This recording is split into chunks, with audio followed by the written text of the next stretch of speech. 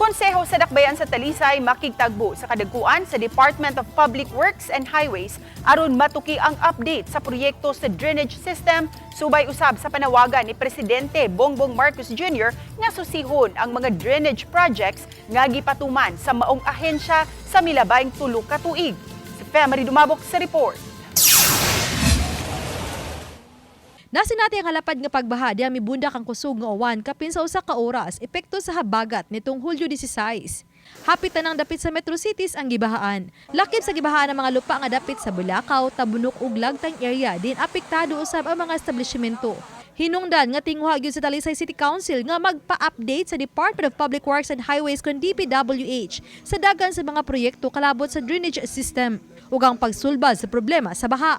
Mga itag-update sa taga DPWH niya at the same time ang ilang drainage system nila unsa na update. Ipa-check na to. Importante kaayo nga matagag importansya kay simbako ang kinabuhi sa tawo mo gini pinaka-importante na to. Kung madisgrasya wa na rabay laing kinabuhi nga spare na to. Karong hapon lang nakiktigom ang konseho sa Dakbayan uban sa kadagkuan sa DPWH. Samtang gipaybaw ni Joy Tumulak, hepe sa City Toda, nga nagtigom ang City Engineering Office, City Toda, City Disaster, mga kapitan, diin ang ilang mga barangay apektado sa pagbaha, ug ang mga kontraktor sa mga proyekto sa Dakbayan sa Talisay. Gusto nilang masuta ang hinungdan sa grabing baha ug makapangita og mga pamaagi nga malikayan nga masinati pag-usab ang grabing pagbaha ug ang pagdahili sa yuta.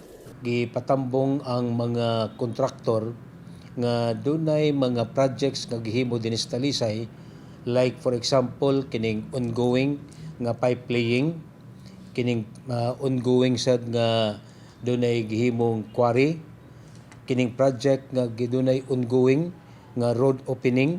Nasabutan during sa meeting nga ang mga contractors ang nagduma sa maong mga proyekto mohimo og ilang kaugalingon nga mga precautionary measures nga di na to mahitabo pag-usab. Uban ni Godfrey Relien, Femery Dumabok.